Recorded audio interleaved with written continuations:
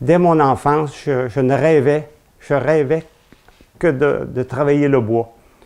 Premièrement, à 12-13 ans, je faisais mes propres skis toboggan avec les outils de mon père. Puis, j'ai jamais pensé faire autre chose dans ma vie que de sculpter, que de travailler le bois. La sculpture est venue plus quand j'ai entendu parler des Bourgault à Saint-Jean-Port-Joli, parce que je suis natif de la Beauce. Moi. Je viens de Beauce-Nord. Et quand j'avais déjà un frère qui était chez les Bourgault à Saint-Jean-Port-Joli. Alors imaginez, je travaillais même mes pupitres à l'école. Je rêvais que de... Et je dessinais. Je dessinais déjà la faune. Tout ce que je trouvais dans les livres à l'école sur la faune québécoise, les animaux, c'était ma passion déjà. Alors quand je suis arrivé à Saint-Jean-Port-Joli chez mon frère, lui était spécialiste de l'art paysan. Moi, la deuxième journée, j'ai commencé à dessiner et à tailler dans le bois des animaux. J'ai commencé avec les castors, l'écureuil, ainsi de suite. Et toute ma vie a été consacrée à l'art animalier. Que ça.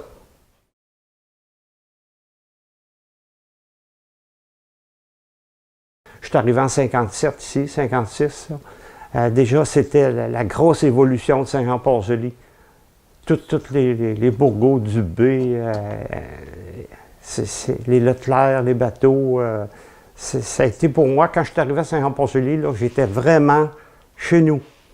J'ai connu Médard, Jean-Julien, André, le père Jean Leclerc. J'ai été chanceux d'arriver au moment où tous ces pionniers de la sculpture étaient là, encore vivants. Puis, alors, imaginez le jeune garçon qui voit travailler ses grands maîtres.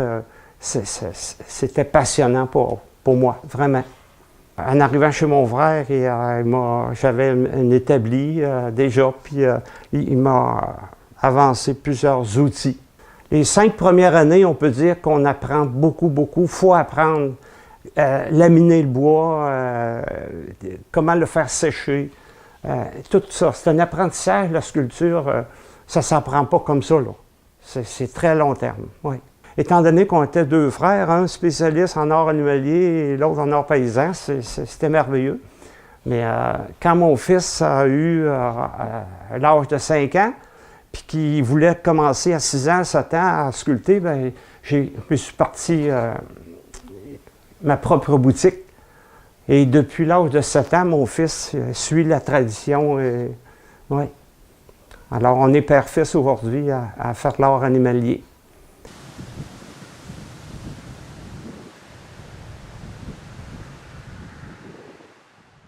Autrefois, ici, on ne nous gardait pas à rien faire. Les enfants des sculpteurs, ils étaient bien, bien occupés. Aussi, les gens qui nous visitaient, ils voulaient des démonstrations. Ça fait que j'ai été habitué jeune à prendre le maillet à gauche à l'extérieur, les groupes, des autobus. Je donnais des démonstrations à grands coups de gouge, puis comme un écureuil, là, un très gros écureuil ou un ours. Puis, étant donné que c'était pas un emploi là, partiel ou à temps plein, c'était par plaisir, étant jeune. Ben, la pièce, le gros écureuil, j'ai pu le faire sur 3 étés, comprenez-vous, là. Ça a été facile parce que lui, il l'avait tellement en lui que je le laisse faire. On le conseille sur tout ce que le métier peut apprendre, mais il fait ce que lui désire faire. Lui, c'est les animaux, beaucoup plus que les oiseaux, là. Alors, je le laisse faire dans ses ours polaires, dans toutes ses tortues, puis ses morses, puis ainsi de suite. Ouais. Je le laisse faire. C'est un talent naturel. Dès 7, 8, 9 ans, il voulait faire que ça.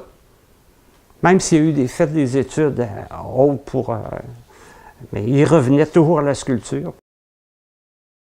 Un jour, un printemps, mon père faisait bouillir l'eau d'érable à la cabane à sucre, qu'on avait une sucrerie, et j'avais à peine 7-8 ans, 9 ans, En revenant de la cabane à sucre vers les minuit le soir, parce qu'il fallait qu'il fasse bouillir toute l'eau pour qu'elle soit pure, là, il y avait un fanal dans les mains.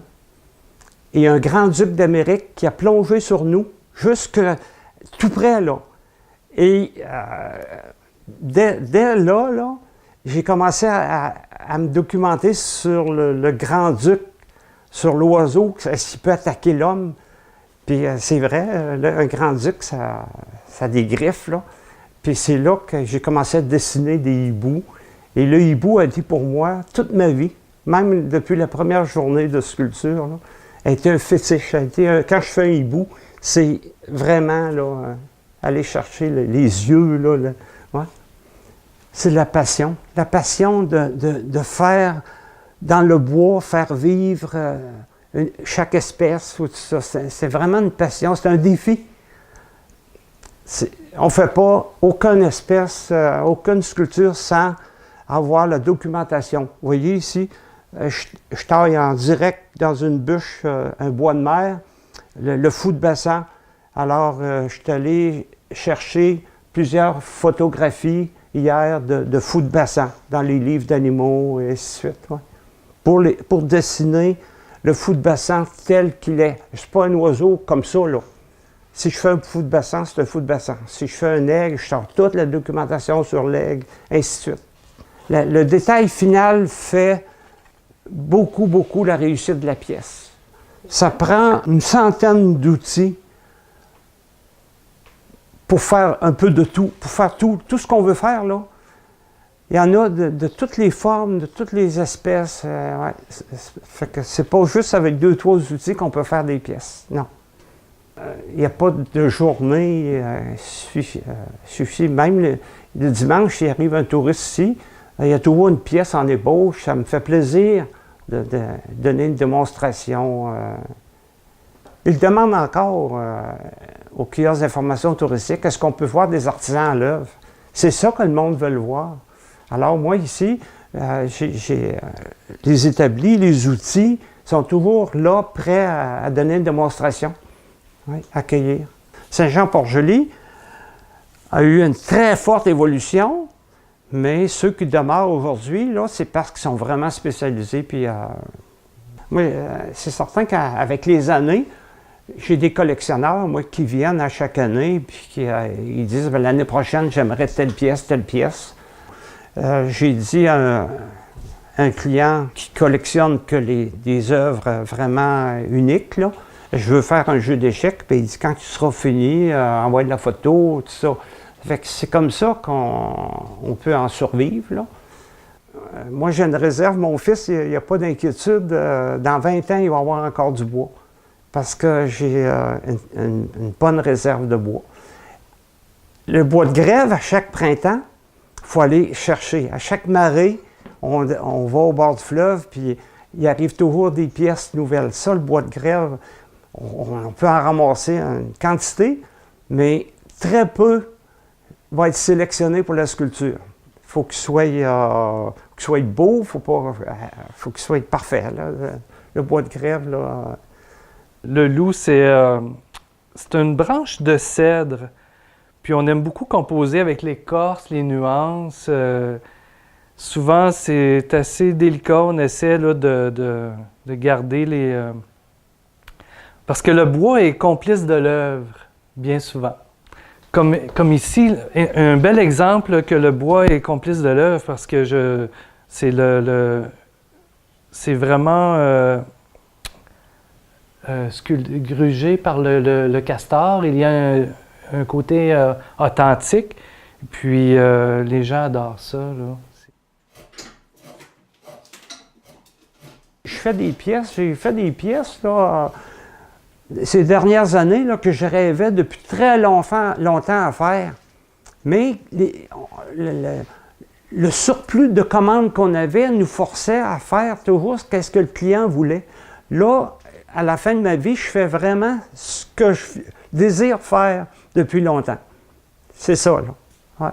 Même après 60 ans de métier, je ne rêve que faire des recherches, des nouveautés, de m'amuser à aller encore plus loin dans la sculpture, le grain du bois.